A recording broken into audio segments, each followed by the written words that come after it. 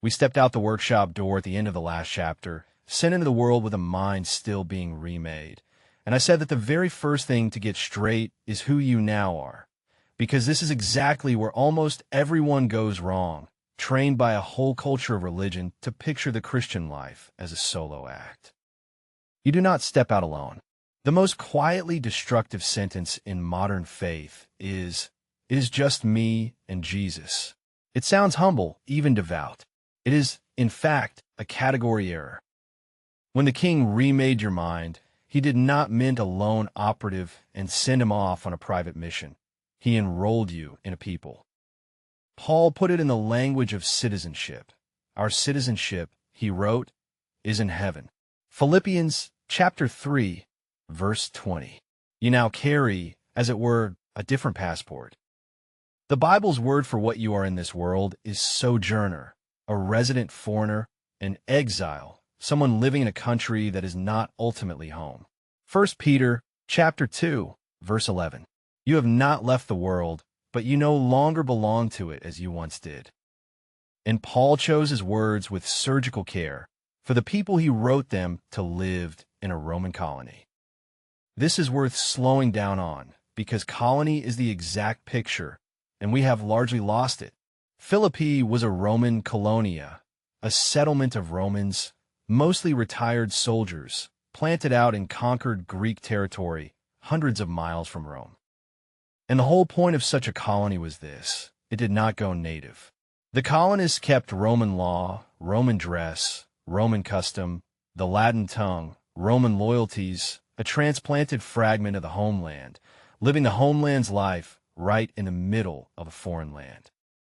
You could walk into Philippi and know, without being told, that you had stepped onto a little island of Rome. That is what the bride is in the Babel world, a colony of heaven, a transplanted piece of the king's country, living by the king's ways and the king's mind in the middle of a world running on minds it made up for itself. Jesus prayed it in exactly these terms. His people are not of the world, just as I am not of the world. And yet, he is careful here. I do not ask that you take them out of the world. John chapter 17, verses 14 to 16. Not extracted, planted, and but not of, which is why the solo act was never on the table. A colony is, by its very nature, a community. There is no such thing as a colony of one. That is merely a lost foreigner. We saw several chapters ago that the mind of Christ does not come down to any of us whole, but is assembled across a whole people, the body.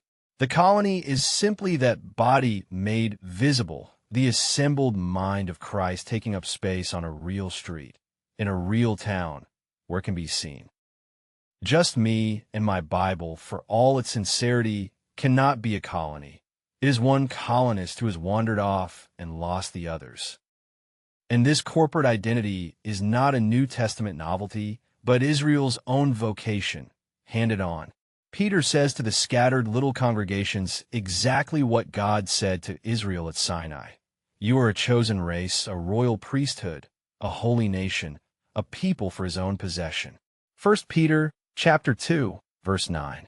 The colony is the covenant people, now drawn from every nation, the imager priesthood God always meant to plant in the world. And every colony is marked, above all else, by one thing, its loyalty. The colonists of Philippi were Romans precisely because they were loyal to Caesar, out where Caesar himself felt very far away. The bride's loyalty runs to a different throne. Recall the door we walked through, the changing of kings, that allegiance is the colony's flag. Jesus is Lord, said out loud in a world that reserved the title Kyrios for Caesar, is 3 syllables of quiet treason against every other power that would lay claim to you. And that, not anything else, is what finally sets the colony at odds with the world. Not our opinions about politics, not our side in the culture's quarrels, our king. We answer to a sovereign this age does not recognize, and a colony loyal to an unrecognized king will always, in the end, be an irritant to the powers that be. So, what does a colony of heaven actually look like, going about an ordinary week. It looks like the king's mind lived out in plain customs. It forgives where the world takes revenge. It gives where the world hoards. It tells the truth where the world spins. It puts the last person first, seats the wrong people at the table, washes feet. None of that is natural.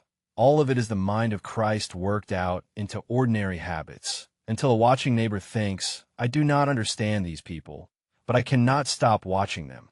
The colony is meant to be a working preview of the coming kingdom, a place where ahead of time, the king's ways are simply being done. There are exactly two ways to wreck a colony, and the bride has tried both for 2,000 years.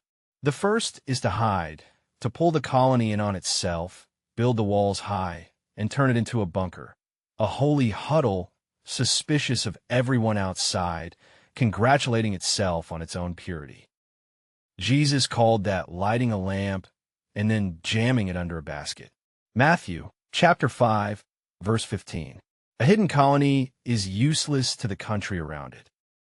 The second is to blend, to quietly drop the homeland's customs, take up the local ones, and become indistinguishable from the territory.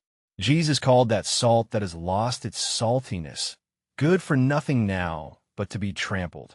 Matthew, chapter 5, verse 13. An assimilated colony has stopped being a colony at all.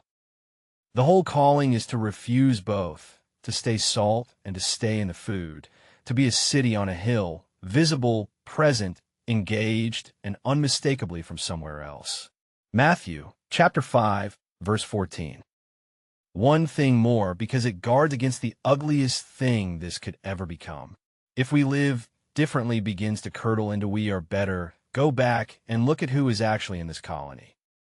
Not many of you are wise, Paul told one church. Not many were powerful. Not many were of noble birth. But God chose what is foolish in the world, what is low and despised. 1 Corinthians, chapter 1, verses 26 to 29. This is no elite academy of the spiritually gifted. It is a gathering of the world's overlooked and rejected, lifted by sheer grace into a royal household.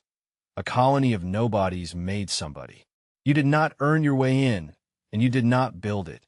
You were grafted into a people the king was already gathering. No one here gets to look down a nose at anyone. So, here you are, a colony of heaven, planted in occupied territory, living visibly by another king's mind, neither hiding nor blending, with no one to feel superior to. Which raises the obvious question, the one every colonist eventually asks. If we are not here to conquer the territory and not here to argue everyone into submission, then how does a colony like this ever actually win anyone to the king? The answer is older and stranger than our arguments and our campaigns. It happens almost entirely by being seen. That is where we go next.